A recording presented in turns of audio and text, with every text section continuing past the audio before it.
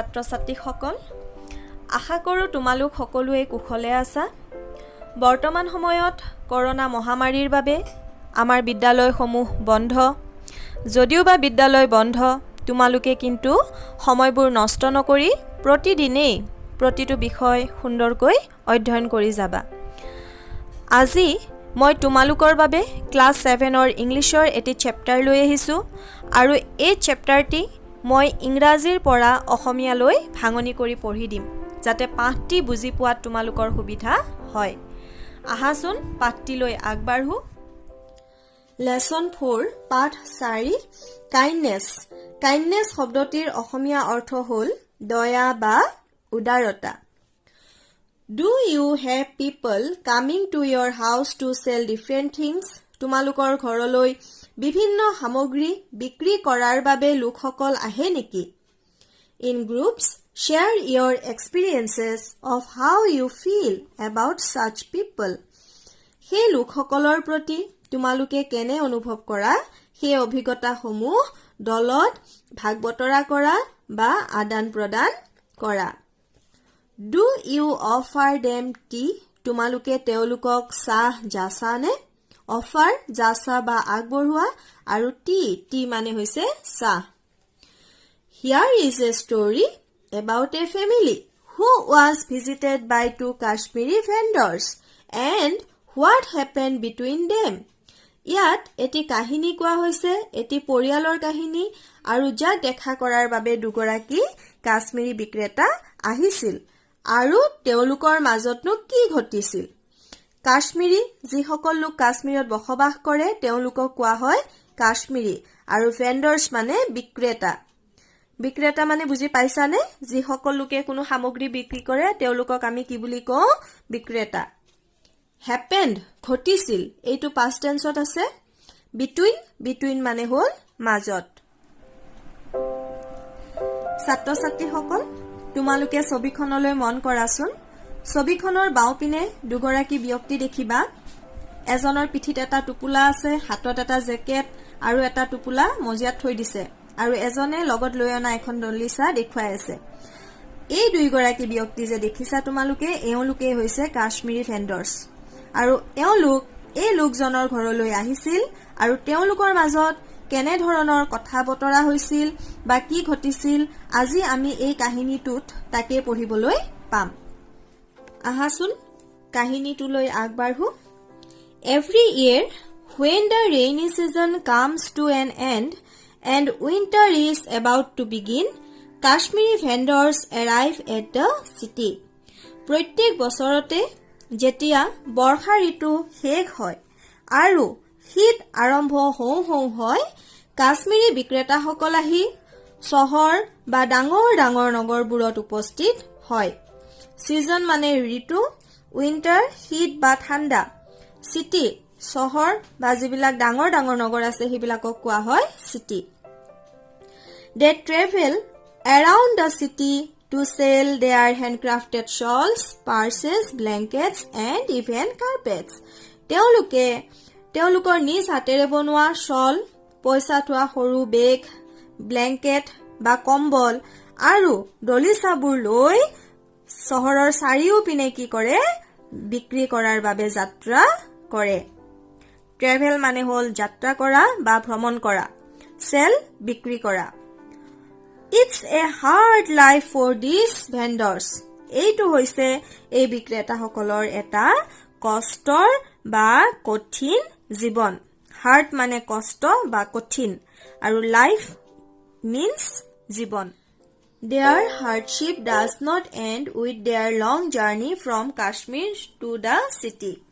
তেওঁলোকৰ এই কষ্ট কাশ্মীৰৰ পৰা চহৰলৈ অহাৰ দীঘলীয়া ভ্ৰমণতে শেষ নহয় In fact, প্ৰকৃততে it is just the beginning.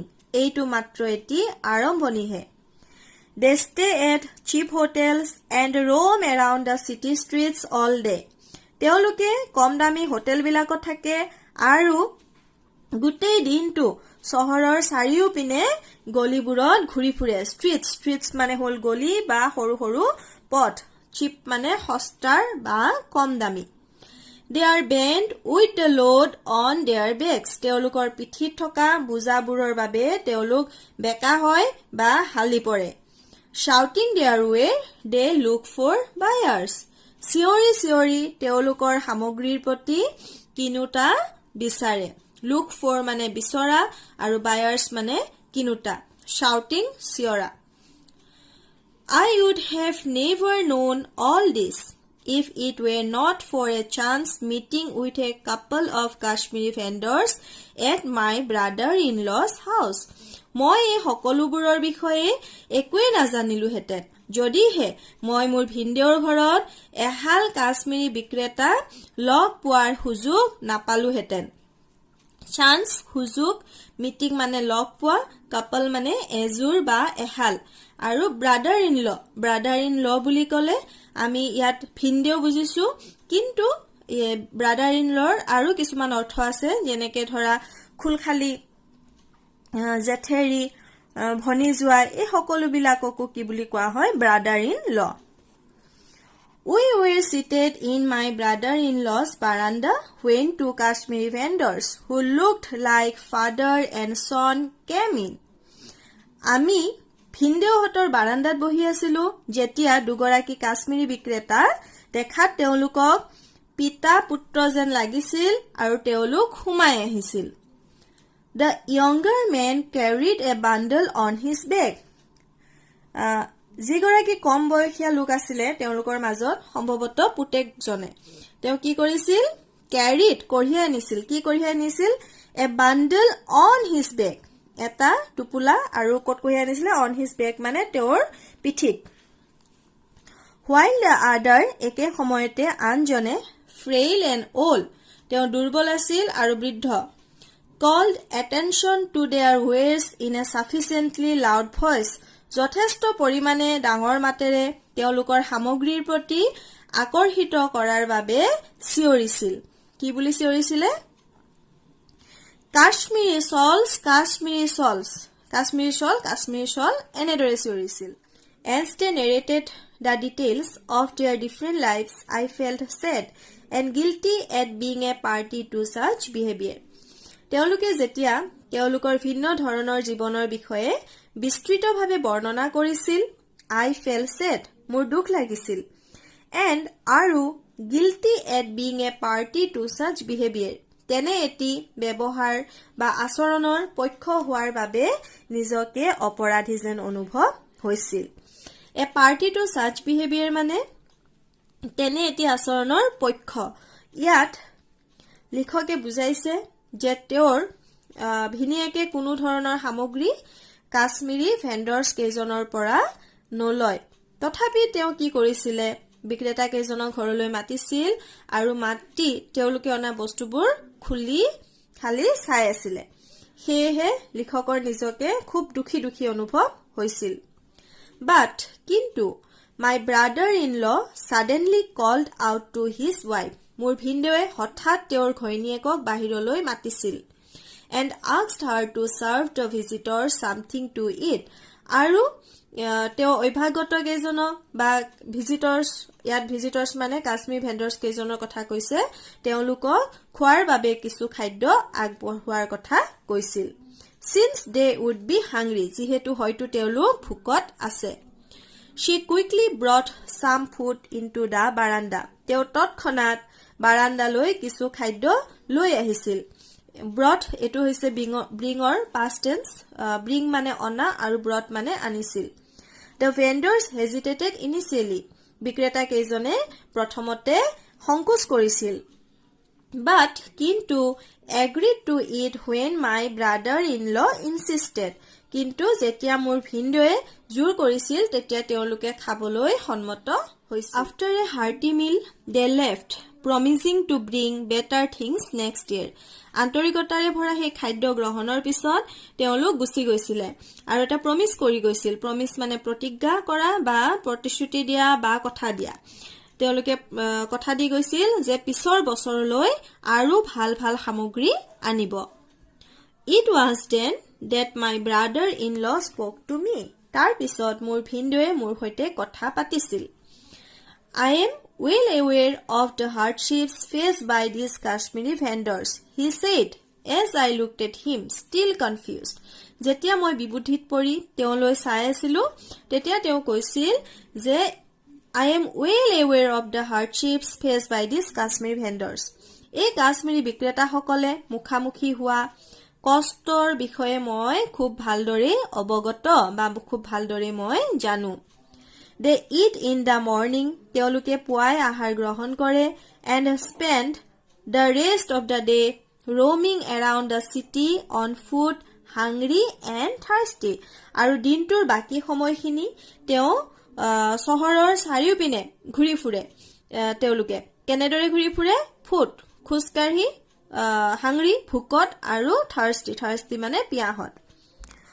When I saw them, যেতিয়া মই তেওঁলোকক দেখিছিলো, I wanted to offer them food. মই তেওঁলোকক খাদ্য আগবঢ়োৱাৰ বাবে ইচ্ছা কৰিছিলো. But they have their pride. কিন্তু তেওঁলোকৰো নিজৰ কি আছে? স্বাভিমান আছে বা নিজৰো এটা মান সন্মানৰ কথা আছে. They would never accept anything unless I pretended I was interested in their wares.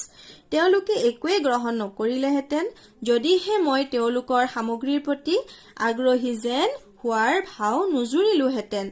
Accept মানে গ্ৰহণ কৰা, আৰু pretended, এইটো pretendৰ past tense, pretend মানে হ'ল ভাও জোৰা, আৰু pretended ভাও জুৰিছিল. So, সেয়েহে I had to make the offer of the food look unplanned. মই তেওঁলোকৰ বাবে দেখাত অপৰিকল্পিতভাৱে কি কৰিছিলো? খাদ্য আগবঢ়াইছিলো. Planned মানে পৰিকল্পিত, আৰু unplanned মানে অপৰিকল্পিত. ঠিক আছে. এতিয়া এই adapted from Reader's Digest July 2011. Reader's Digest বুলি এখন মাহেকীয়া আলোচনী ওলাই, আৰু এই আলোচনীখনৰ জুলাই 2011ৰ যিটো সংখ্যা আছিলে তাৰ পৰাই এই কাহিনীটো আনি তোমালোকৰ পাঠত দিয়া হৈছে. ছাত্ৰ ছাত্ৰীসকল, তোমালোকে হয়তো পাঠটো বুজি পাইছাই যে ইয়াত এগৰাকী কাইন ব্যক্তিৰ কথা কোৱা হৈছে. কাইন মানে দয়ালু, আৰু এই কাইন ব্যক্তিগৰাকী আছিল লিখকৰ নিজৰ ভিনিয়েক বা ব্ৰাদাৰ ইন ল. এই ভিনিয়েকে এবাৰ কি কৰিছিল? তেওঁলোকৰ ঘৰলৈ দুগৰাকী কাশ্মীৰী বিক্ৰেতাক মাতি আনিছিলে, আৰু তেওঁলোকে যিবোৰ সামগ্ৰী লৈ আহিছিল, আমি জানো পাঠটোত পাইছোৱে কি কি সামগ্ৰী আনিছিলে, যে হেণ্ডক্ৰাফটেড শ্বলছ আনিছিল, পাৰ্চেছ আনিছিলে, কাৰ্পেটছ আনিছিল, ব্লেংকেটছ আনিছিল, শ্বৰ্ট জেকেট, এনেধৰণৰ সামগ্ৰীবোৰ তেওঁলোকে লৈ আহিছিল. আৰু লিখকৰ যিগৰাকী ভিনদেউ, তেওঁ সেই সামগ্ৰীবোৰ চোৱাৰ চলেৰে তেওঁলোকলৈ বুলি খাদ্য আগবঢ়াইছিল. আৰু ইয়াতে লিখকৰ ভিনিয়েকৰ যি এক মৰম, দয়া বা উদাৰতাৰ ভাৱ, সেইটো প্ৰকাশ পাইছে. ঠিকে আছে, মই পাঠটি পঢ়াই যাওঁতে যিমান দূৰ সম্ভৱ তোমালোকক প্ৰতিটো ইংৰাজী শব্দৰ অসমীয়া অৰ্থ ক'বলৈ চেষ্টা কৰিছো. যদি ইয়াৰ মাজতো তোমালোকে বুজি নোপোৱা কিছু শব্দ ৰৈ গৈছে বা অৰ্থ নজনা শব্দ ৰৈ গৈছে, তোমালোকে নিজেই ডিক্সনাৰীত চাই সেই শব্দসমূহৰ অৰ্থ উলিয়াবলৈ যত্ন কৰিবা. আৰু নিজে উলিয়ালে বেছি ভাল, কাৰণ তোমালোকে এটা শব্দ ডিক্সনাৰীৰ পৰা উলিয়াবলৈ যাওঁতে তোমালোকে সেই শব্দটোৰ লগতে আৰু 3-4টা শব্দ শিকা হয়. আজিলৈ ইমানতে শেষ কৰিছো. Thank U.